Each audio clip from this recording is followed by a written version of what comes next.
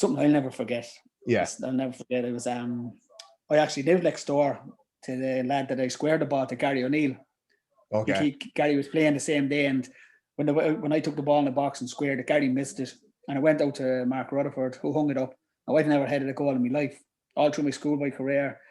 Even then, I'd never scored a header. Yeah. It was a good time to keep it then, but I can remember the scenes and the celebrations and the full-time whistle going, and I can actually, my mum and dad were at the game, and my mum passed about 4 years ago, and I can remember being on the pitch, and I can still remember that now. So they're good memories to have as well. But it was good times. It was a good day all around. Welcome to the Lockdown Life podcast. My name is Jamie Flynn, and you can get in touch with me on Twitter at jam_fly. All podcasts are available on our YouTube channel, and while you are there, I would appreciate it if you hit the subscribe button. Today, I'm joined by one of the finest players to come out of Limerick in recent years. He is a two-time League of Ireland Premier Division champion, and his career brought him to a host of clubs, including Limerick, Bohemians, Shelbourne, and Dunfermline Athletic. Welcome to the podcast, Bobby Ryan. Thanks, Jamie. Thanks for having me. No problem. So, Bobby, can you just tell me a bit about kind of your early life growing up, and what was your first introduction to football and sport? The first introduction was, as my parents would say, you've always had a football at your feet the minute you were able to walk and kick a ball. But I can only remember back when I was 7 and 8 years of age, just picking it up on the street, just kicking a football. First jersey being a Maradona jersey. Still remember it to this day, like it might have been only 7 or what have you. But I played my first game of football in the school, actually, Corpus Christi School. Just went down. It was just off the cuff. They were putting a team together, went out to play a game. Can't remember where we played, but the manager at the team at the time was Mr. O'Gorman, the young Mr. O'Gorman of Corpus Christi School. And he picked the team and said, I want you to play on the right. So I just sort of walked away from him. He was doing the team talk. I walked away out onto the right and shouted across, where are you going? So he calls me back, and we played a game there. And then we played a game in Moylish. And I remember a lad, Paul Kiley, coming to me and asking me, who did I play football with? It was only 9 or 10 or what have you. Yeah. And I just said, I don't have a team. He says, come down here next week. So I think that was with Glenagras at the time. Yeah. So and I did see Tommy Barrett's podcast. I listened to it, and he mentioned Dick O'Brien at Glenagras as well. And Dick was a tough character. He ran.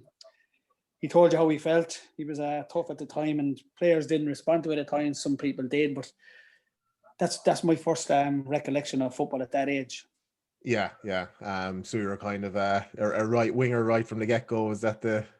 That actually a right full. I can remember being a right full up in the game, yeah. And right full, and obviously went on to play as a right winger for the most of my career. But I went from there up to play with Gerlines under 12s. Gerlines were the best team in the town at the time. Yeah. And there's some great players there. The likes of Paul Dillon, who'd stick out as one of the best players to play in the city. Unfortunately, injury ruined his career when he went to Rotherham. A good friend with Paul, but it stayed there for years. We won everything. We had obviously we were labelled as a dream team for a good few years, and then Pike Rovers came on the scene. We had young battles with Cardavan. I remember that, the likes of Nicky Cummins and them lads, Peter Hayes, I'm sure it was. But Pike put a good side together. You had your Nolly Noon and Jamie Dundon, and so on and so on. And they were there. They were the good games. You can remember them going through 15, 16, 17s into minor football. And then minor football was when, obviously, everyone will say it's when you're going to go to junior football and it gets tougher. But Limerick had put a team together around then. Noel O'Connor was a manager, Noel Butcher in town there. Yeah. And he put a good side together, and they put it up to us for a while. We had some fair ding-dong battles with them. And you had your Ballynanties through the years as well. But they were the first early stages of the schoolboy section and gone into minor football. And when the age group changed, actually, and the age limit, I benefited myself because I got an extra year at minor football, to say. Yeah. So we went back playing, and I had a little taste of junior football with Gerlines then, and it was something that I always wanted to do. It was that was a love of football since, and I still do. Yeah. So you went straight from minor football to kind of the Limerick setup. What was that experience like? So you didn't have a full season, say, playing adult football. It was just straight into the Limerick setup.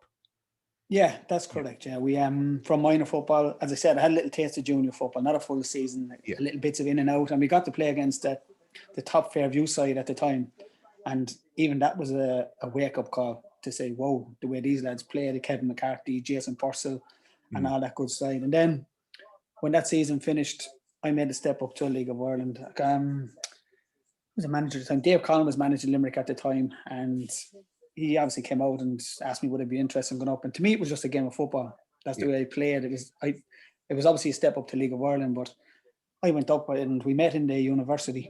And I can remember Derek White and John White, Decky Consing, them names signing at the same time. I just went and played football as if I was playing on the street. That's just the way it was, and I didn't find it too hard at the start. But then, obviously, it's week in, week out. It is adult football, and I didn't know what to expect, and that's being honest. And the training was tough. The training was hard. You were mixing against competitive lads, and some of the lads had just come from junior football as well. And there's a few Dublin lads down. But that season, the first game we went down to play, I think it was a League Cup match back then against Athlone, and I slept the whole way back on the bus. Yeah, that's the way it affected me. I was thinking, whoa, this is a step up. Your fitness levels had to be a lot higher than what minor football, even junior football level. The fitness levels is massive. So but saying that, as tough as I said it was going to be, I played the majority of the games, I think, that season. If we played 50 games, I would have played 47, 48 of them. Okay. So I did make the step up. I adjusted well to it in the end. Yeah. Do you think is that your approach sounds very much it was just you show up, you play, and didn't think about it too much, or didn't have, like, did you set any goals for yourself? Did you think about it too much, or was it very much just show up, see what happens, and take it how it comes? No, I never set goals. Never, and it didn't faze me. It didn't faze me because it was something that I always taught myself. I was born to do this. And even when you're sitting at home with your parents, you say, "I'll get to the top, Dad. I'll do this and I'll do that and whatever." And then it was just going up and playing a game, and I was allowed to express myself as a player up there. Obviously, there is tactics and there's formations and this and that, but I seen it as a stepping stone for myself.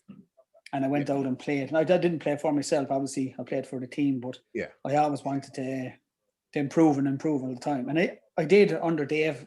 Dave Connell he was good to me. He trusted me as well. And obviously, when you have trust and the lads around you, you'd like Ray Haller and Eddie Hickey. They were all good lads to make you push hard and do what you wanted to do, But it was good. I was never phased going onto the pitch. I was never fearful of any defender, any midfielder or anything. I knew that if I stepped up, I'd be okay. Yeah. So your first couple of years with Limerick, you're playing in the first division, and then the opportunity to sign with Galway, who were in the Premier at the time, comes about. What was your kind of thinking around that stage? Yeah, when I heard of Galway coming in, I can remember it. I still remember it. Don Reardon was a manager, and Limerick was nearly running its course, for me. Like, I played in the first division twice, and I knew I was capable of playing. And I think we had a good cup run against Dundalk one of the seasons as well. And I was able to. Wasn't out of my depth against them, and I think they might have been a Premier side at the time. So when Galway came in and Tommy Lynch was a manager, and Tommy was good. Tommy was excellent. I enjoyed working under Tommy and Pat Nolan at the time, and I had to make the step up then. And I met Donna Reardon and went up to Galway and done the rounds, as they say. I had a look around, and he never guaranteed me that I'd be playing week in, week out. It was kind of up to yourself. And they had a young lad on the right wing back then as well, a lad by the name of Sean Malidi, who had made the headlines of a hat-trick in a FAI Cup game. And it was up to me to get him out of the team. And I went in, started a couple of games, was left out, and then got back in and made the position my own. I enjoyed my time in Galway as well, up to when Don was manager. Don left at the end of the season, and Dave Connell came up, and it didn't kind of work out for Dave, I don't think. And they made a change up there that didn't suit me. It was Tony Mannion came in. Tony had his ideas, and at the time I was working as well. I was doing a telecommunications trade. So I was working, I might have been in Clonmel, and I was getting to Galway for training, and it worked. But Tony wanted more and more, and I couldn't at the time. I couldn't commit to more training sessions, and because Galway were struggling. Yeah. And it came about that he heard I wanted to move. He said I wanted to go to Cork. In my head, I wanted to go to Bohemians. They were the biggest club in the country. Yeah. I had no contact back then, but it worked itself out that I ended up there. But I have only good memories of going to Galway as well, you know. Yeah. Then that the move to Bohemians then came about. Stephen Kenny was manager at the time. So obviously I'm sure he'd seen you in the league the previous few years. I suppose what was your first impression with Stephen Kenny?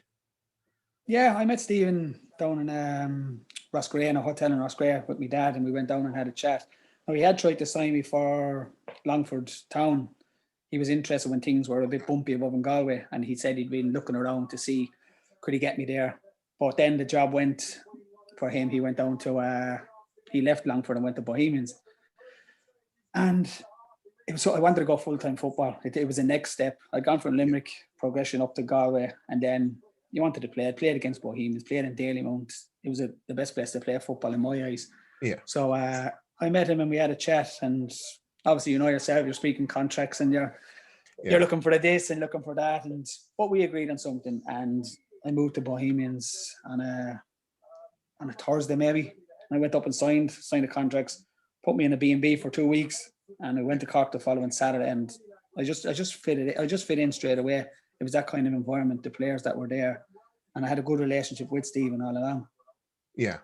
The move to Bohs, kind of for the next kind of 4 or 5 years following that, you're competing at the highest level in the country, and you're kind of challenging for things.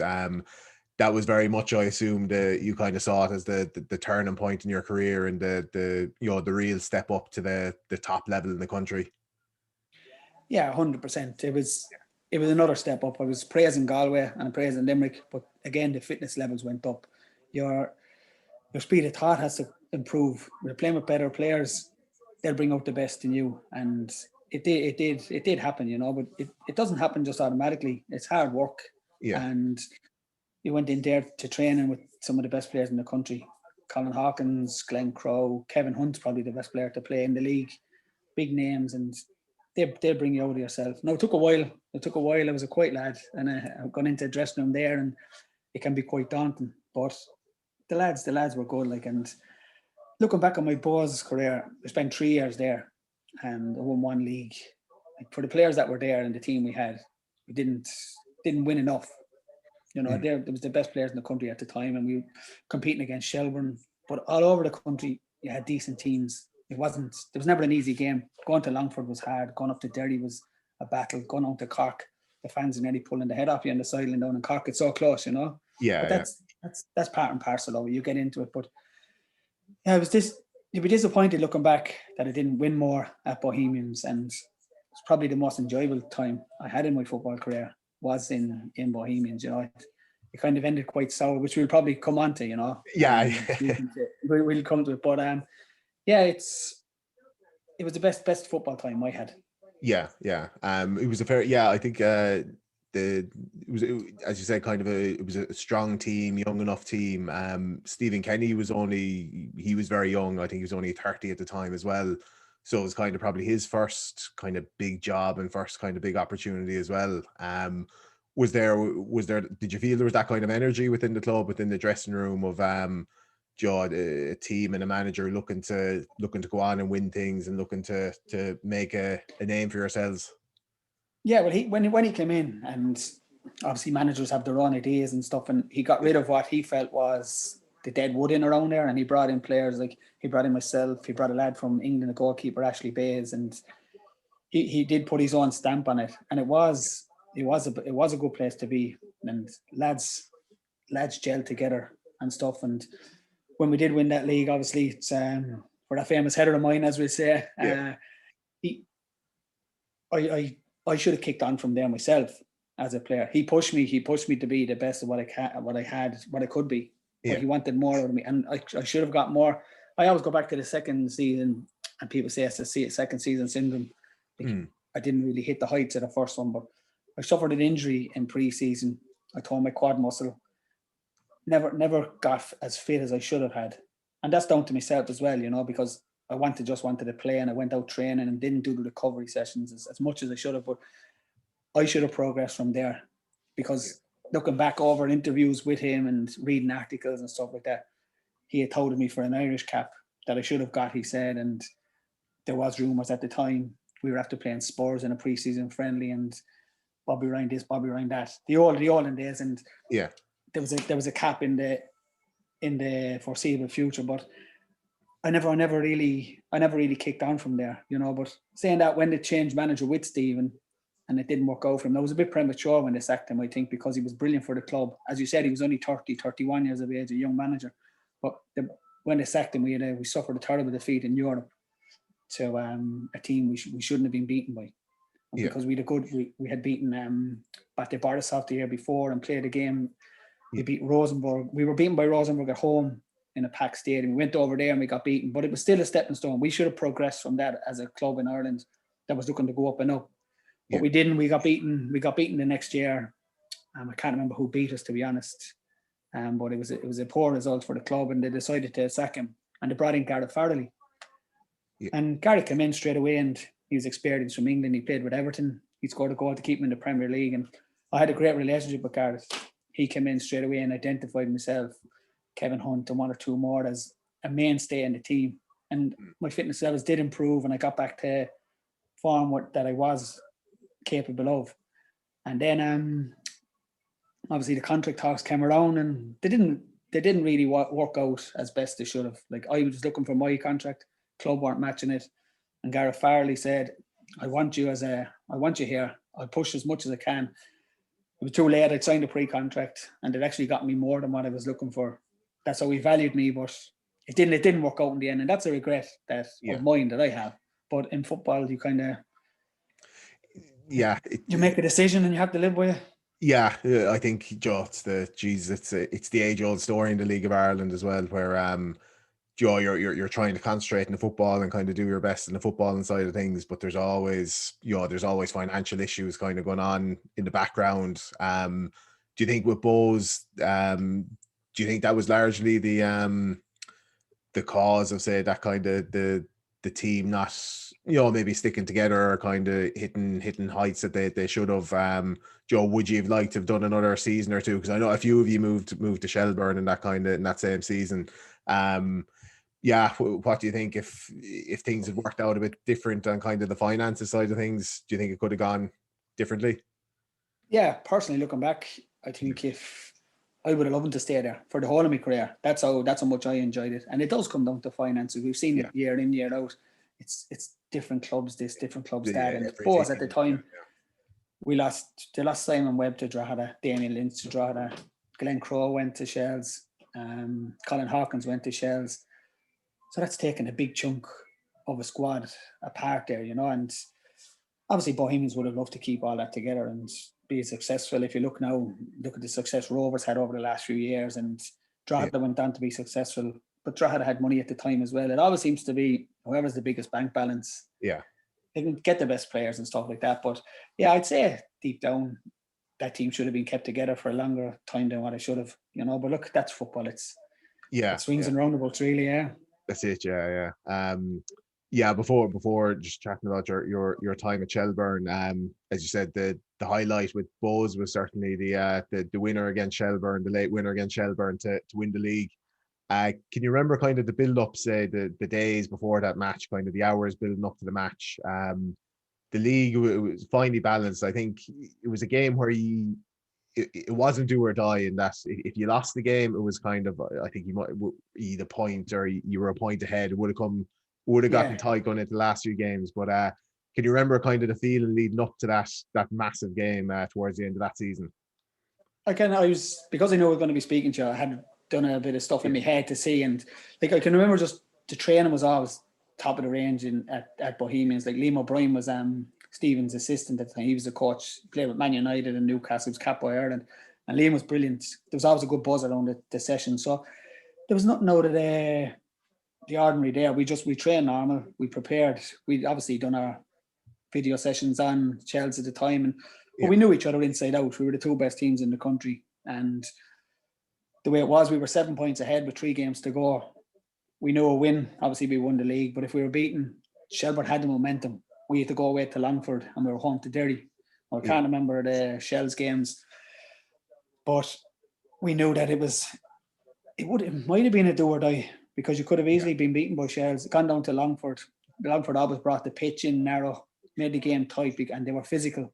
Yeah. And it would have been a tough game. And we lost. We ended up being beaten down there, but we had the league wrapped up. But I can remember the game, and I seen a video of the goal only recently, and something I'll never forget. Yes, I'll never forget. It was I actually lived next door to the lad that I squared the ball to, Gary O'Neill. Okay. Gary was playing the same day, and when I took the ball in the box and squared it, Gary missed it, and I went out to Mark Rutherford, who hung it up. Now, I've never headed a goal in my life, all through my schoolboy career.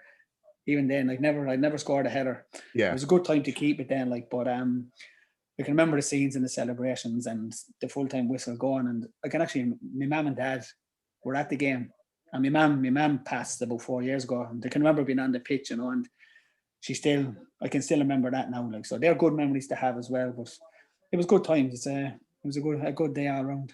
Yeah. Was it the kind of the feeling after the goal goes in and the final whistle goes? Is it jubilation? Is it relief? Is it what's the kind of the emotions?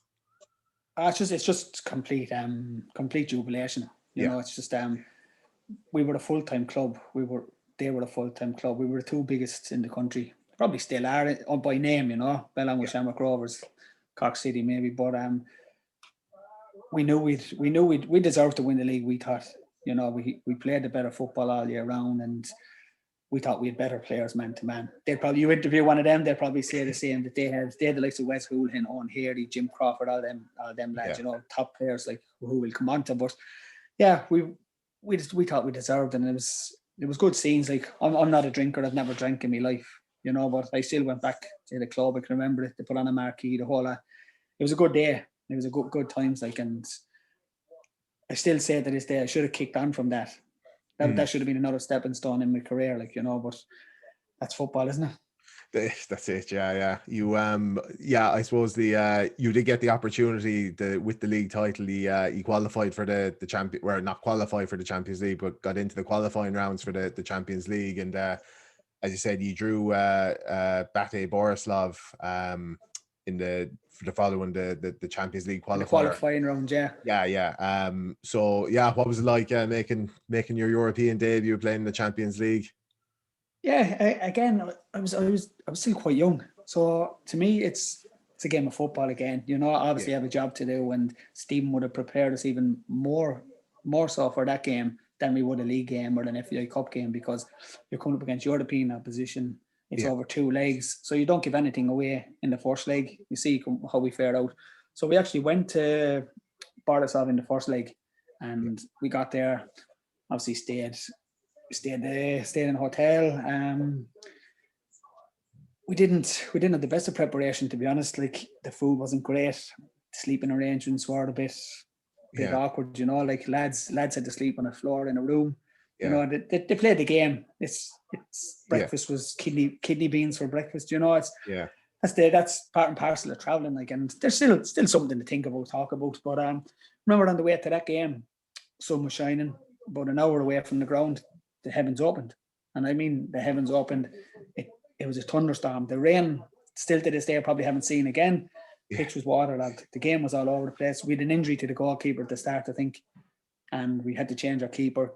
We got beaten 1-0. The keeper had a very good game at the same day, Matt Gregg. We were beaten 1-0, and we'd done our job quite well. We limited them, and they scored 1 at home, which wasn't a bad result for us. So the second leg was in Dalymount, and we knew what we had to do. We knew we were well capable of getting a result. And we ended up winning the home leg 3-0. And I scored in that home game at the back post, like ball on the ground. And I still laugh and joke to people if they say, probably you're this, you're that. I say, I've scored in the Champions League. Come back to me when you match it, you know? It's just a bit of banter, like, but that's a good memory to have, you know? Yeah, so, absolutely, yeah. Yeah, so we ended up going through to play Rosenborg, who were the top European side at the time from their point in their league. They'd been in the Champions League group stages and they qualified. And obviously they were a wealthy club then because they were generating the Champions League money.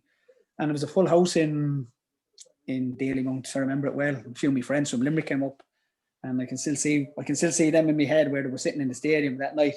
But we put up a good show. We kind of got beaten. We got beaten 1-0 from a corner, they were big, strong, tall lads. But people come back to me now and say, I remember that game, watching on telly, and you were man of the match that night, and you were excellent. And I got cramp around 75 minutes into the game. I was taken off. But we got beaten 1-0, and I remember going to Norway, and we were allowed to travel around. We were allowed to go for a walk around the shops, and the hotel was top of the range in Norway. We were well looked after that side. It was nothing like Borisov. Yeah, Belarus you know? hotel. Yeah, in Belarus, yeah. So I remember going into shops, and they could see we were in our tracksuits, our training gear, and the lads were coming to me. They were looking for number seven. They wanted his autograph. But hence we went and got beaten 4-0, and I didn't get a kick of a ball in the game, you know. Yeah. But again, the fitness levels went up a notch. Yeah. From there, even from Borisov to playing Rosenborg, it was a different level of fitness and conditioning for players. You know, you're hitting these, and it's like you're hitting a brick wall, really. So that should have been the progression to go from there to that level, you know. Yeah. But again, it was a good experience. We should have learned from it. Yeah.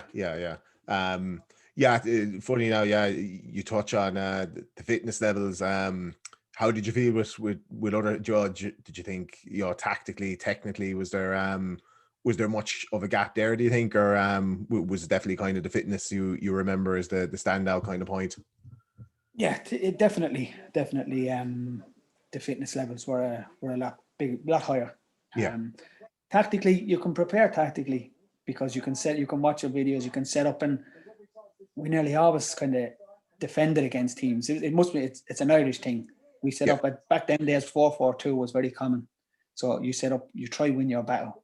Yeah. You try get your fullback against you, and you try and win your battle. And when you didn't have it, you dropped in. You made it hard for them to beat you across the middle of the park. You might even end up with 5 across the middle. But it was their fitness levels and the speed. They moved the ball in Rosenborg. I can remember the little midfielder. You couldn't get near him. You couldn't get near him, you know. And he was their link. And they passed the ball around us, and they made you look unfit, even though your fitness levels are high. And that's the difference then. And I still think that happens. Not as much now, but it does happen when you get to the elite side of it. You know, I still watch the League of Ireland. I love to watch the teams in Europe, your Dundalks and Shamrock Rovers. But they've been a credit this year. They've matched big teams, you know. But back then, the gym work wasn't, probably the physical conditioning wasn't the same, you know, as it has improved over the years.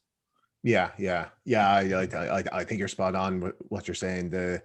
I think it all ties in together, you know. I said the way the teams play, and they can make you look unfit, as you said.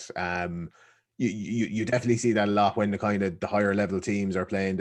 You see it at every level of the game, Joe. If a very good fit junior team is playing a kind of a less quality, less fit team, you just see that where they're putting, even you see the way City play now. It's all you're putting it up to the other team, and if they can't keep up with you, you're going to get found out eventually, you know.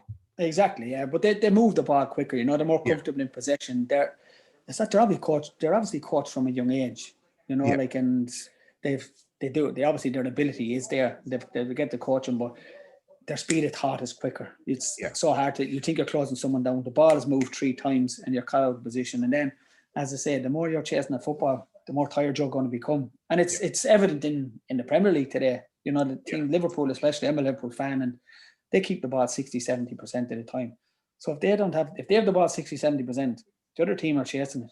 You know, so, and then you're obviously going to fatigue quicker than the other team, but that's how it was. But we're typical Irish performance as well. Back them days, it was a lot of heart. You know, it was a lot of heart, and that's sometimes can shine through as well for you. Yeah, absolutely. Jeez, it's I always think the Irish teams, the national teams or the club sides, it's the kind of the heart and the passion and the whatever you want to call it is it's definitely our strong point. So you might as well play to it and try and make the most of it. Yeah, exactly. Yeah, 100%. Yeah. So over the next few years with Bohs and Shelbourne, you were, as I said, you were up around the kind of the European places over the next few years, and you got you did play, so you got to play in the Champions League, the UEFA Cup, and the Intertoto Cup. You had trips to Lithuania and Estonia. Any other highlights in your in your European adventures, or any other memories from those European games? I was trying to think back there now. When I went to Shelbourne, like, we obviously had there was a top side there as well. Pat was after doing his homework, and he wanted to build a team there, and went into a top squad as well. He had the likes of Joseph and Doe there, who Joe had playing in the World Cup. Unbelievable talent, and a lovely fella as well. And you'd Alan Moore, an Irish international, and it ended up then Wes Houlihan was there, and Wes has gone on to be one of the best Irish players we have. I think he has 42 caps. I think Wes has. Should be double. Should have been 100. Should have been 100 caps. Just because Wes was 5 foot 4 or 5'5", and it was taken against him, But I've seen him on a daily basis. I've seen the lad running the beach. I've seen him running in parks. Yeah, he was a machine.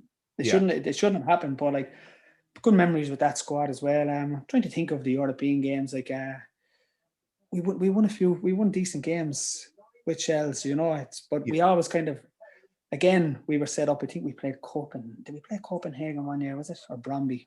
I'm trying to think. Yeah, you played Norwegian side, another Norwegian side, and you beat Vetra in Lithuania. Vetra, that's right. Yeah. You scored. I think that was the game. I scored in that game, actually. Yeah, in Tulka Park. Yeah, another thing, like, it's good to have, good to remember. I think it was a cracker as well. But we had the battle with Shells. We always worked hard. Like, and Shells had their good times, and probably before they came there, they had the big Champions League run, and they were beaten against Deportivo. I actually went to the Aviva, the Lansdowne Road, at the time to watch it. But we had a good squad there, and we came up short again. I think we were unlucky with the draw. We ended up playing Steaua Bucharest. Yeah. We went to Bucharest, and we stayed in an unbelievable hotel again. The facilities were crazily good, they were excellent. And the atmosphere in there was something different.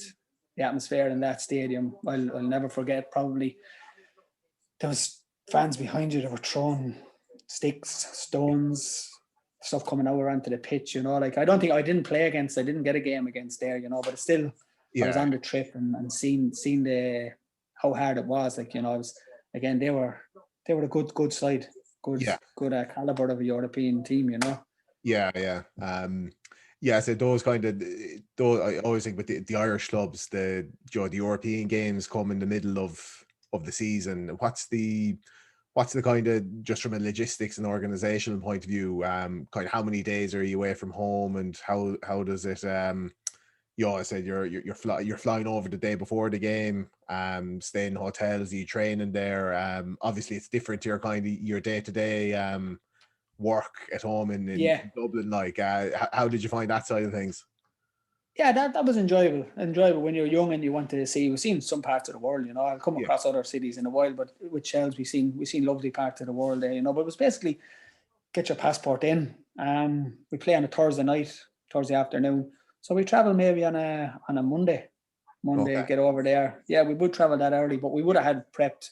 We would have looked at their team and videos, and we wouldn't have known our own side. He'd be looking at that, who was picking, who was playing, and who was training well. And then we travel over and get settled in. You might have a light session on the Monday. You train on the Tuesday, another video session, and then you train in the stadium the night before, which was where you'd I think that might even be a UEFA rule that you have to train in the stadium the night before a game.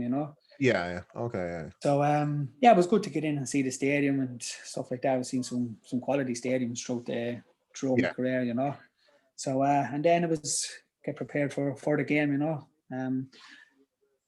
you ate properly when you were away. Like, not that you didn't eat properly at home, but you ate. We all ate together. We all Sometimes some of the lads mightn't have liked being away that long. They might have liked to fly in the day before if it was possible, and get in and get out. Like, they didn't like to be away, but they were they were good. They were good trips to have. They're good trips to look back on, And sometimes you got a good result, sometimes you didn't. But again, overall, it is a good memory to have and pass on to people if it's coming their way, Yeah. And speak me kids or whatever, if they ever got to play football, it's something to tell them. Yeah, absolutely. I said it's I said the fact you got to play in all the competitions, a few goals to boot. It's great experience. Said getting to places that the likes of Belarus and Estonia, you mightn't have had reason to go there, for other reasons in your life. So it's what I mean, great experience to get in, Oh, it is. No, exactly. It is and Belarus even is the biggest one that opened my eyes, because obviously it was when we got there, it was a poor country. It might be a little bit more economical now, and I was only telling the story the other day when we finished the game over there and we got beaten 1-0. We were getting onto the bus and there's hundreds of kids around the bus, and they're out looking for something. And then you get bags of jellies after the game, and might have been a box of Snickers on. After playing a game, just get something into you.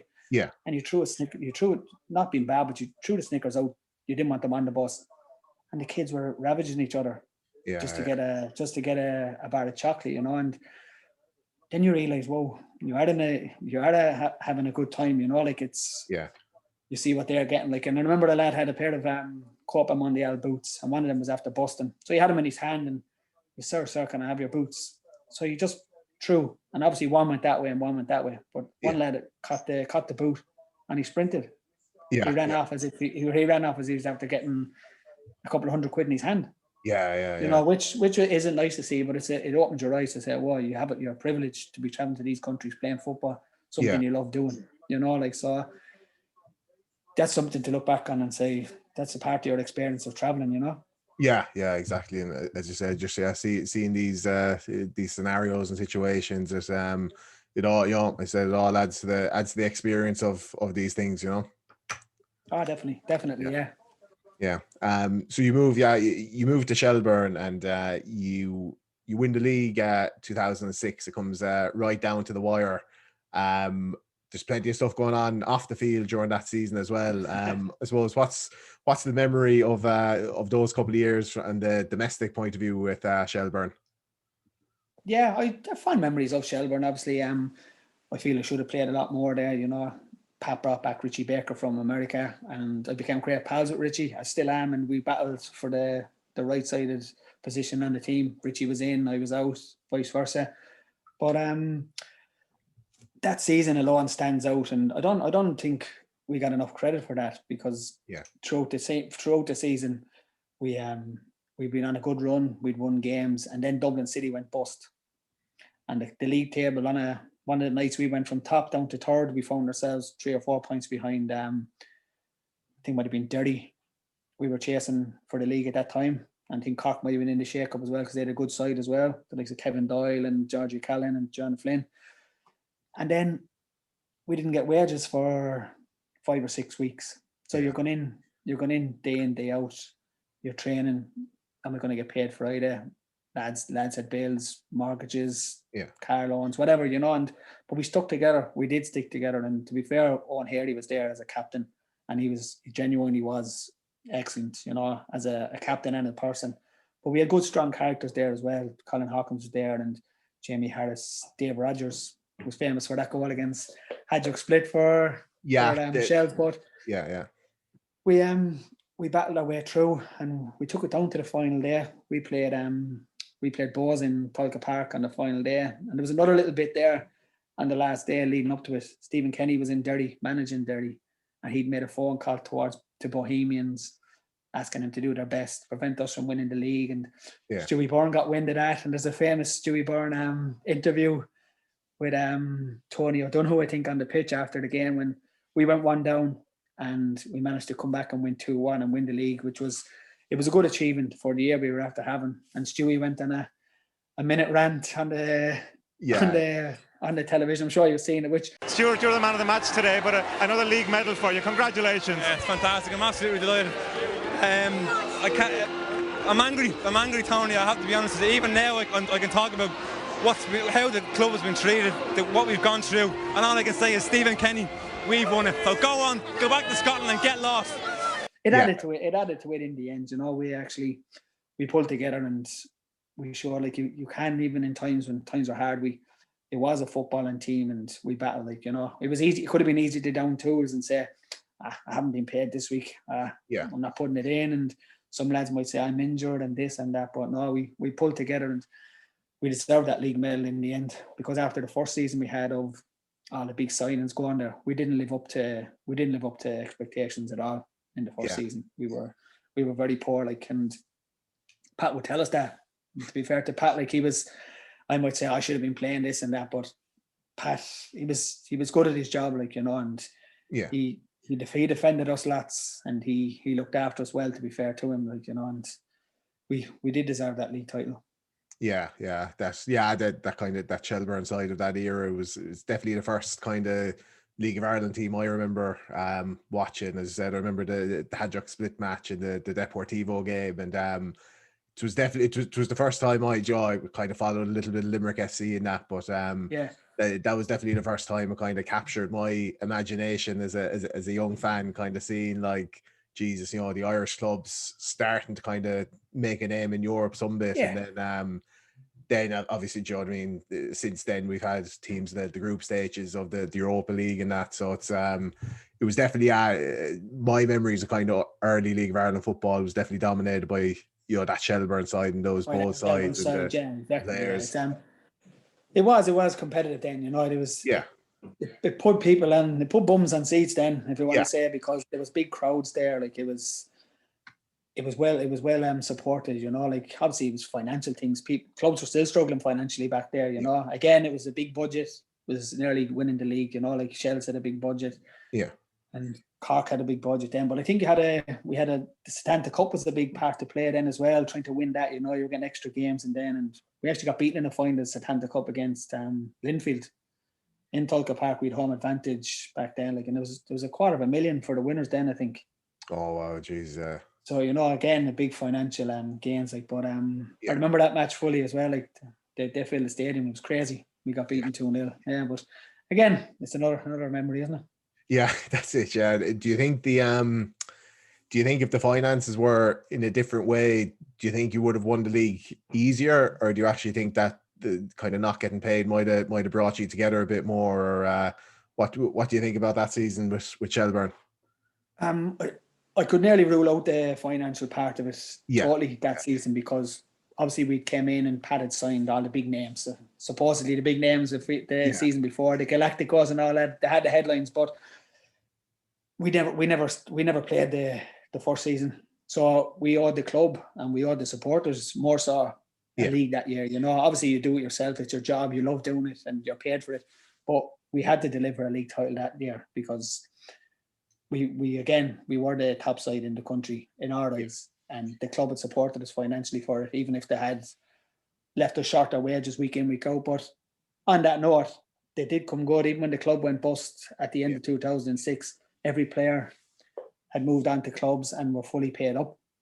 Okay. They did. We all got what we were owed then, you know. So, like, they did fulfill their part of the contract, they say. Fair play.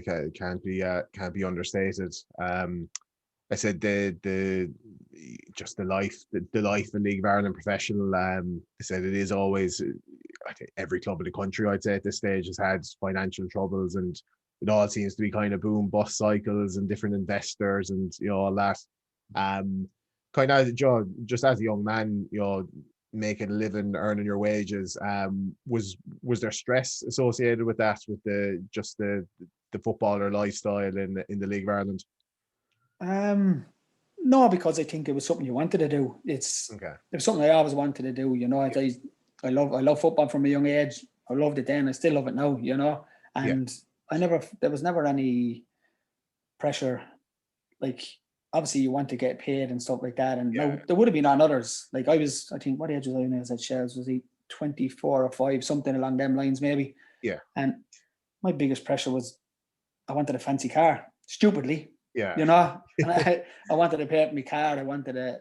That was my thing, which was stupid. Now, when you look back now and say, that's true. this is Yeah, 15 years ago, why didn't I just get a normal run of the car instead of having a car that was cost me a mortgage? You know. yeah. And other lads had gone off and bought houses, but yeah, you want to get paid, but you want to play football. I just love playing football. You know what I mean? And I didn't think about that or stress about that at the time. Obviously now it's changed, but not then. No. Again, I was 25. There was lads in there 31, 32. They might have 2 or 3 properties that might have needed at the time, but to me, no, I didn't worry or stress back then about that. Yeah, good to hear. As I said, it's at that age you're kind of you might be much better off doing anything else at that age. It is the guys, I said, maybe the older fellas with mortgages and kids and stuff, where the kind of stress might be creeping in. But as you said, the luxury of just a fancy car is all you want at that age. So it's, 100%. Yeah, exactly. That was it exactly. Yeah, I actually never mentioned who was involved with Shells at the time. Ollie Byrne. Sure, you've heard of him. And Ollie. If you were struggling, and if you did need Ollie, I need €500. Ollie, I need €1,000. Yeah, he managed to get it. He might have been 6 or 7 weeks behind, but he did step up and he got you out of that hole if you wanted it. And he was a great man for the club. Yeah. If you were outside of Shelbourne, he didn't want to know you. But anything in the club, he was 100% behind you. And, he died loving that club, in fairness to him. Yeah. Good to hear. So I think a lot of I think most people, their heart is in the right place, and nearly everybody is the best of intentions when they get involved with clubs, and the financial problems that kind of a lot of teams might suffer from. It's just, it happens, but as I said, there's plenty of good people involved that do want to do well by everyone. Definitely, 100%. It's been around the league for years and years. There's always one person that keeps it going, and as we said, unfortunately for Limerick, they've not been around for the season or two, but hopefully it comes back. Yeah. Please God, it's hard to know what will happen, but I'm sure over the next couple of years, something will get going with Limerick again. Exactly.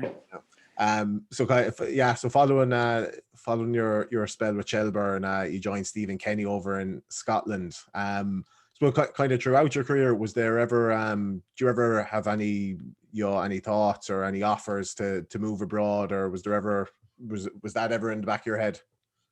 I always wanted to play in England. It's every kid's dream that I want to go and play in England, and they don't say at what level, but you want to get to the best of your ability. And I had a couple of tries when I was young. I went over to Luton and I went over to Rotherham with Paul Dillon. He was over there and he arranged for me to go on trial. They hadn't come and watch me, but obviously Paul thought it was decent, whatever. But it never materialised, and obviously I had to make my living in the League of Ireland. But you're always linked with somebody in League of Ireland. If you have a good season, and you see the papers, and I remember being linked with Hull, being linked with Aberdeen, and never materialised. I never pushed it, and I never had an agent. I didn't have an agent like the players have now. I never dealt with that, and I always thought in my head I wanted to play. But the older you get, you think it's gone. The opportunity is gone. And people say to you, you should have went. And it's not up to you. You have to be wanted, And obviously, I was good enough to play in England or Scotland, as I thought. And when Shelbourne went bust and Stephen had got the job over there, he rang me and said he was interested in bringing me over. And I said, that was grand, yeah. So that was before the Christmas of 2007. That would have been Christmas 2006, just after Shelbourne was gone, when the league was finished. I hadn't done a tap, hadn't done any training. Obviously, we were waiting to see what the outcome was. And he said he'd be interested. And we went into the new year and he phoned me again and said, just try and keep ticking over. I'm trying to push something through here for you. Yeah. So that was all right. I got in touch with the PFA, Steve McGuinness, and he said Stephen's in touch with him, and we actually flew over and had a look around the place in Dunfermline, and we struck a deal. I agreed an 18-month contract with Steve, and I thought, this was good. This was something I wanted to do, In my head, I was thinking I was 27 how so I wasn't too old to go and have a good season and still try and even get another move, Yeah, absolutely, yeah. But that was how we came around to going to Dunfermline anyway, Yeah. Yeah, so still that age where it is plenty of potential. How's the so obviously you're moving over to Scotland, leaving Ireland. Were you excited? Was it obviously something different league? What were you kind of thinking? Actually, I was excited. Yeah, I was excited because I was thinking of going over to play against, obviously you think Celtic, Rangers, Aberdeen and this and that, like, and Dunfermline, they were struggling at the time. They were struggling. They were in a relegation battle, but he was fairly confident of getting them out of it. So I remember going home after signing, get a few bits and pieces together, and flew over on a Thursday afternoon. And he put me in a hotel, said, "You're in training in the morning. We have a game on Saturday. So are you fit?" And I said, I'm as fit as it can be for a lad that hasn't done anything for 6 to 12 weeks or whatever. But you've been ticking over, haven't you? I said, yeah, I've been just running roads basically. Yeah. Might have had a 5-a-side here and there. All right. So I went into training on the Friday morning, got introduced to the lads, young Irish lad coming in, blah, blah. Done well in training. And he said, right, I'm going to start you tomorrow. Okay. And I said, okay. He said, get a good night's sleep, get a bit of grub into you. And a lad collected me for training. He said he collected me for the match the next day. It was Stevie Crawford, Scottish international. Turned out to be a lovely fella, a gentleman. Like, picked me up the next morning. We played Falkirk. We were away to Falkirk, which was a derby. Okay. And we ended up getting beaten 1-0 in the 93rd minute. I played as a right wing back, and I played very well. And again, papers coming in saying, young Irish lad, man of the match. Is this a start to the Stephen Kenny? Can we build on this? And they were saying he was looking for other players from the League of Ireland. And I done very well. And on a bad day, I played well and stuff, but I feel it couldn't have asked for a better start. Yeah. It went well. So again, I spent I went back to the hotel and just chilled out after the game. So we trained that week, and we had Rangers in the Cup, I think, on the Sunday. And it was live on Sky. It was live on Sky Sports. It's your second competitive game for This has been my second competitive game, yeah. So I moved from that hotel to a different hotel in the meantime anyway. So I settled in all right. The trained as well as could be the following week. When I think back, I was thinking, I was off the pace still, even in training, like so. But because the first game had gone so well, it didn't matter. I was all right. I started okay. So we played Rangers on the Sunday, and I can remember speaking to him and how you feeling, and I said, I'm all right. Like, he says, I have a young lad on loan from Liverpool, by the name of Adam Hamill. He actually plays with Derry City last season. He did, and he was flying in training. And as far as I can remember, I think I said to Stephen, I said, I'm able to play, but this lad will be fitter, maybe. But lo and behold, he started me. Yeah. And I must have had the worst 45 minutes of football in my career, I'd say, against Rangers. I started on the right-hand side, and we were getting tore to shreds. And I couldn't get within 5 yards of the fullback. So he made a little switch. He put me into the middle. I remember getting on the ball a little bit. Barry Ferguson was playing in the middle of the park for Rangers. I got on the ball and I was getting closed down. I felt like my legs would move. But I managed to get out of a couple of tricky situations, lay the ball off, grand, moved me onto the left-hand side of the game, then pushed me over there. And never forget it, Alan Hutton and Chris Burke were on the right-hand side. They would have given Usain Bolt a challenge in a 100-meter sprint. And I went in the dressing room at half time and got whipped off. And he brought the young lad on. In fairness to the young lad, he done very well. But I wasn't up to pace then. So came in, we got beaten 1-0, and he had his rant or whatever, and just looked around the changing room, right, we're off tomorrow. You're in, and Bobby, you're in tomorrow as well in training.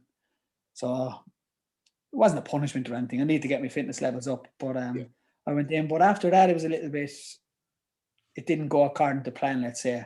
After that, like, I couldn't get my fitness levels up. I wasn't playing enough games. And then I felt an injury coming. I ended up, at the end of it, I ended up having an operation on my kneecap. I had to get my kneecap drilled, and I was out for, make a long story short, I was out for the next 6 months or whatever it was. I came back in September, but Dunfermline got the Scottish Cup final against Celtic in Hampden, and we're beaten either 1-0 or 2-1. I missed all that, but it didn't work out as planned then in the end, it got tougher. It did get tougher as the times went on, My girlfriend, she moved over at the time. We bought a house over there, had all the right intentions, got a house, girlfriend moved over, and then she got pregnant. Then Stephen, we were having a tough time with Stephen. It wasn't doing well and he got sacked, and I didn't enjoy it. And overall then I didn't enjoy it for myself, just the environment in the dressing room. It was just, you notice it as you go on, like it was a dog eat dog over there. Yeah. It, lads that had played in the Premier League, lads that played with Rangers and Celtic, they would look down on you. There's no two ways about it, They'd made their money. They were in Dunfermline, picking up a wage, playing, but I still say Stephen would have survived. He would have succeeded over there, obviously with more time and getting his dressing room in order. Yeah. Obviously he's managing Ireland now. When you read about him in the news and you see he's how he's getting on with Ireland, what do you think? I suppose when he got the Ireland job first, did you think he'd give a good go at it? Yeah, 100%. Yeah, 100%. He was always Stephen was always a deep thinker. You could see him, like he was always he studied everything. He knew everything about everybody. So he knew what he wanted. Maybe from day one, he always thought once he succeeded in management, he was always wanted to manage his country. And I texted him congratulations and said, well done, hope everything goes well. And he is well capable of managing this country. Obviously we haven't had the best start. But he definitely deserves a chance to do it. He's done everything he can in the game here. And as bad as people say his Scottish management job was, he still got it. He got Dunfermline off the bottom of that table. We were out of relegation zone. Yeah. They're beaten Hibs in the semi-final and unlucky to be beaten by Celtic in the final. So he had all the credentials. He was the right man for the job. And I think come the qualifiers, if we can get going, and supporters is a big loss to him. Full of Viva, it is going against him and all this kind of rubbish that's coming out in the papers and stuff. But I still think he's well capable of doing that job. Yeah. I think it's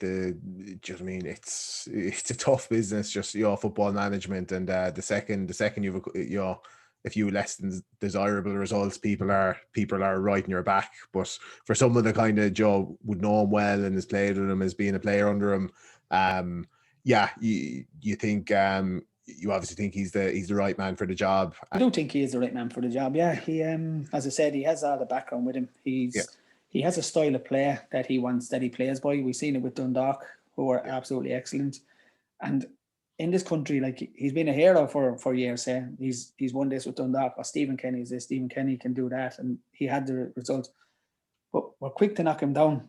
We're quick to build him up, but we're even quicker to knock him down. And again, you can't foresee what's going to happen with players and injuries and suspensions and all that. And as a manager, he has to deal with that. He does pick the team. Obviously, it falls on his neck, but he has to get time. He has to get time. What's that league? That Nations League.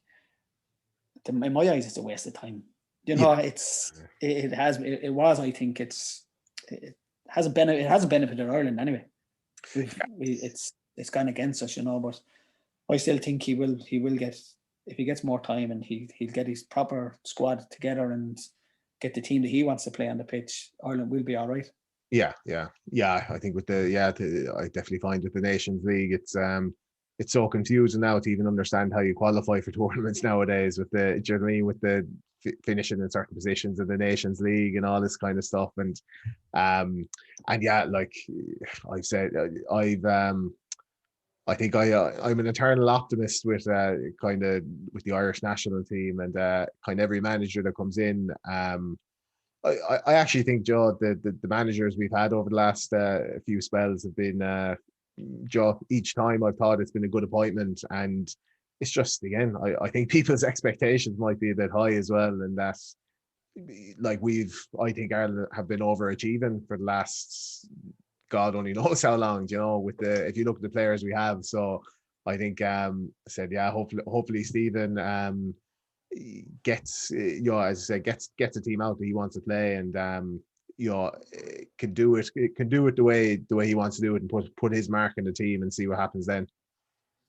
Yeah, definitely. Like maybe when you look at it, this is just my opinion. Like when he took over, they might have been better off letting Mick McCarthy finish out the campaign, finish out the game against who beat us? Serbia, was it?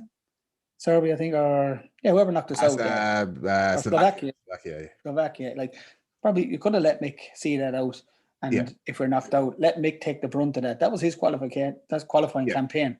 If he's seen that out, and then Stephen starts fresh, we have a couple of games in the Nations League with Bulgaria and Finland, and let him get bedded in there. But he's had a baptism of fire, as they say, you know. But he'll have to get a chance. He has to get a full campaign, and that starts with the qualifiers in March, hopefully, if they go ahead. But you have to judge him over that then. So can he get his team up for a proper qualification tournament? You know, like So, but time will tell with that, obviously. Yeah, exactly. So your time in Scotland finished, and you said your girlfriend got pregnant. You came back to Ireland. You'd spells with St. Pat's, Galway, Limerick, and Monaghan. Those kind of later years in your career, any standout memories then when you came back to Ireland from Scotland? When I came back from Dunfermline to St. Pat's, it was a good time to come home. Obviously, things were good. It was a good club to sign for. Pat's a very good club as well. The good manager at the time, Johnny McDonnell, and Brian Kerr was in the background as well. He done the contract actually, Brian. He rang me. We finalised the contract over the phone in Scotland, and we came home. And again, we had a good squad at Pat's. Again, at St. Pat's, we had a quality squad. And we started like a house on fire with the league campaign. Remember beating Bohemians and Dalymount. It was a good Bohemian side. I think Pat Fenner had them right up in the mix as well. They might have won the league actually, I think it was. Keith Fahey scored a wonder goal in Dalymount. And we thought, hold on a minute, we're onto something good here. But for some reason or another, it didn't work out. We didn't win anything. And for the budget we had there, that Johnny had there at St. Pat's in that season, it was a colossal budget. We didn't we underachieved, to say, at that time. In terms of memories at St. Pat's, we had I think it was the second season. We Jeff Kennett took over, and we went on a cup run in the Europa League, and it was amazing. Another amazing cup run. We ended up beating a Norwegian team over 2 legs, and then we played a Russian team, Krylia Savatov, and we beat them 1-0 at home. I was only coming back from injury in that time because I spent 9 months out with injury at St. Pat's with the same injury I had in Scotland. I had to get another operation on my knee. I came back around the right time of that European run, and it was that's one good memory for that we went to Russia. We got beaten. We were down 3-0. Again, couldn't get a kick of a ball. Got 2 class moments, and we scored. We got beaten 3-2 and won on away goals. So we were. That was a big result. Still in Irish history, I think, to go to Russia and win over 2 legs, and came back that night, flew home, and there's hundreds of Pats fans in the airport. It's memories like that, and something they wouldn't forget either. But I think we ended up going to Hertha Berlin and playing in the Olympic Stadium there, big massive stadium, and that's probably the best stadium I can say that I visited, played in, whatever. But that's another good memory there of St. Pat's, which is a good club. But again, saying we underachieved. Yeah. Do you think? Do you think the injuries were catching up with you at that stage? Were you feeling? I know, especially kind of different positions can kind of manage the injuries differently. John, playing out in the wing, did you find it tough to hit the fitness levels and the speed levels you were hitting before the injuries? Yeah, I don't think I ever excuse me. I never recovered I was obviously full of pace. I was quick, and that was a big attribute of mine. And the injuries, obviously, when you're injured, you have to come back and do a rehab. The rehab in Scotland was good. The rehab here was good, but it was the prehab that I had no time to do. That was to try and build up muscle on my injury that would kind of come back. And obviously I've only learned that afterwards, probably. It's obviously hindsight's a great thing, but yeah, I did lose a yard of pace. And again, Pats wouldn't have got the 100% Bobby Ryan that people would have said that should have been, and I'm not afraid to admit it either. It is part of football. Injuries can take their toll, and when I think back, I retired too young. But again, it is down to injury. Like I couldn't get up and down like I could, and some people could go from a winger to a fullback. Yeah, that was never going to happen. That was never going to happen to me anyway. So as a lad, I couldn't defend, but it did take its toll, and obviously then I went from Pats to where did I go? I was meant to sign for Sport. I was meant to sign for Sporting Svingal, but they obviously went bust at the time. I'd agreed a contract and ended up going down to Galway with Sean Connor, and I enjoyed my time with Sean Connor. Like I did get some fitness levels back and played well. I did play well down there at times for him, but again, I wasn't training full time. I was only getting down there on a Thursday. Yeah. They put you up in a hotel, go and play a game on a Friday, and then you were going home. That's not the right preparation for any. Whether you're living in Dublin at this stage, traveling. Yeah, I was living in Ashbourne and bought a house in Ashbourne when I came back and travelled down. Some weeks you might have to travel by bus. Sometimes you had a car. So when you think of it, it's not ideal. But I still wanted to play football, and we done all right at Galway for a few months, and then they hit a bit of financial trouble, as clubs seem to do.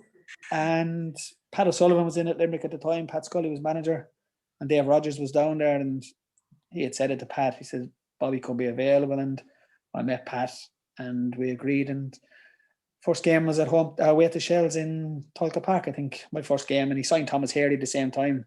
Yeah, think we stuffed Shells 4-0 the same night, and enjoyed it. I enjoyed going back down there, but I think we should have got promoted that year, but we didn't. And it did deteriorate from there. Then I ended up going back down to Galway. Then ended up back in Limerick again. I'm not 100% sure, but it did deteriorate there. And I remember there going up onto the out of work footballers thing that's held in Dublin. The PFAI put it on, which is a good idea for players, that are looking to stay in the league. And I went up to stay fit and went away on the trips to, I think they went to Norway and somewhere else, I can't remember. But I kind of, did I lose the hunger for it maybe? Didn't want to be traipsing up and down the country and for very little money. And, it took its toll. But again, saying it take its toll, clubs want to look at you and want to make sure you can do a job as well. So it works both ways. Yeah, of course, yeah. So when you when you did finish up, was it was there a specific point where you kind of said, all right, that's enough, I'll move on, do something different now? Or was it always in the back of your head and you weren't sure kind of what you were going to do or if you were going to keep playing? Or I think it just came upon me. It had ran its course. Clubs weren't beating down my door. They weren't managers weren't ringing. If you wanted to go out and get it, go down and train for 2, 3, 4 weeks with somebody, you probably could have, and said, look, I can still do a job. It mightn't cost you much. But I think I was actually, I'm trying to think back, I didn't think I was able to do it. My knee was acting up. Yeah. I think Roddy Collins was that man, and I went down with Roddy for a while, and he kind of said, look, I'll take you in if you fancied a bit of coaching. He says, yeah, it's something I would like to look on. I was doing a bit of coaching and stuff. I had done the B license and stuff at the time. Yeah. And go in and see, can I play and do a bit of coaching, but it didn't work out there then, Yeah. So that's when it kind of came to the end. Yeah. And those, did you, the coaching side of things, was that something you had in the back of your head at this point? Well, I done the youth cert years and years ago with some of the Bohs players at the time, and actually Tommy Barrett done it. It's funny, Tommy's a good friend of mine, and Tommy done it. He stayed at my house in Dublin when we done it that weekend in Kildare, and obviously that stopped for a while, and I done the B licence. I think it might have been at St. Pat's when I done the B licence, but I didn't enjoy it. I didn't enjoy. I genuinely didn't enjoy it, and I did pass it. I had the B cert or whatever, and I done the assignments. And when I done them, I done them because the lads were doing them. Yeah. But I did. At the time, you were thinking, I might go on to do a bit of coaching. Didn't enjoy the badges. Got assassinated by the coaches for one of the tests we were doing. The week after, when you're doing your final test, coach couldn't praise me high enough. So it's a bit like football, I put on a bad session, got slaughtered, bad performance, get slaughtered. But that is football, and it's whether it's in coaching, managing, playing. Yeah. And I was used to it, but I didn't enjoy the whole ins and outs of the coaching thing. And I did go on and coach, but not at League of Ireland level. I done Leinster Senior League in Dublin. I done the AUL, and I had success at that. Wherever I went, like we took teams up, and obviously clubs enjoyed it. They got to win leagues, win trophies, and never really landed the big Leinster Senior League. The intermediate was beaten in 2 semi-finals of that, which would have been nice to say. We got to a final with St. Machtas and Collinstown. But don't know what lads might know of them teams, or the Leinster Senior League back in Limerick. But it is a high standard of junior football. It's higher than junior football up here to say intermediate. But it's something I pursued along them lines, and I did get a bug for it. And I did enjoy it then. I didn't enjoy the coaching courses. You enjoyed the coaching. I enjoyed the coaching. Yeah. I love nothing better than going out, putting on a session, putting on a training drills, and you might step in, show kids something. It comes off it comes off 100%. You look like you're the best thing in the world, but like they respond to it, and it's something I wanted to give back, and I did. I've done it for about 11 years since I came back from Scotland. But again, I stepped away from it. You don't get time to do it with kids and work and stuff like that. But I did and do enjoy coaching. I just didn't enjoy the coaching badges. Yeah. So are you doing any coaching now, or have you any plans to get back involved in the? Not at the minute. I'm not doing anything at the minute, and I haven't really thought about it, to be honest. Football's up in the air in this country at the minute anyway. It's a bit of a mess. Like I have 2 little lads. One is 12, nearly 13. He's playing under 13s football with St. Kevin's, and I'd like to go and watch him playing. I like to take him to training. So if I was to do a coaching job, it would clash with that. Yeah. But you can make time if you want to. But I enjoy going watching the kids playing. The little fella plays local as well, and the young lad is 7. So if I can offer them anything back, it'll be a bonus, Yeah, exactly. So finally, Bobby, you had a great League of Ireland career, multiple league titles, a stint in Scotland. Were you surprised when your career highlight came at 38 years old when you lifted the Lawson Cup of Ballynanty?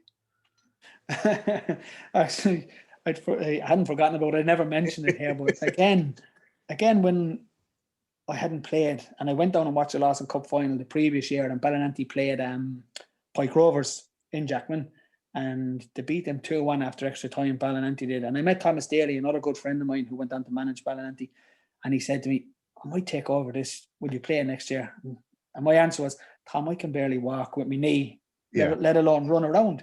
And he said, stop, you'll be grand. So Thomas being Thomas got in my ear and said, look, come down pre-season, come down and see whatever. And I can say this thoroughly. I think I might have lasted 16 months down there, or 18 months or whatever. I enjoyed it so much. Just to get back on the pitch, getting down, playing with a freedom, playing with lads that appreciated playing with you as well.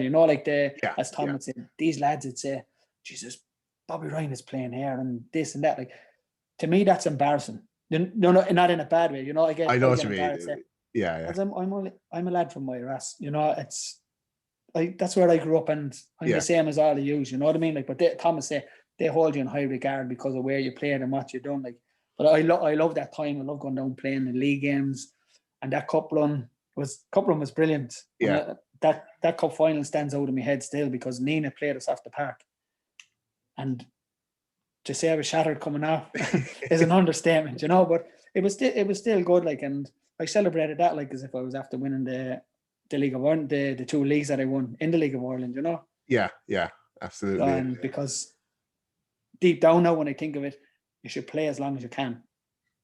Play as long as you can. If I stopped playing, and I should have been able to keep playing, and then that just proved it, that I was still able to play at 38, run around with the kids, because they say your brain was quicker than your legs. Yeah. So you know what I mean? And it is true. Like, it is true. And I'd still love to be able to go down and play. You know what I mean? Yeah. But obviously I can't. But I really did enjoy that. I did enjoy that thoroughly.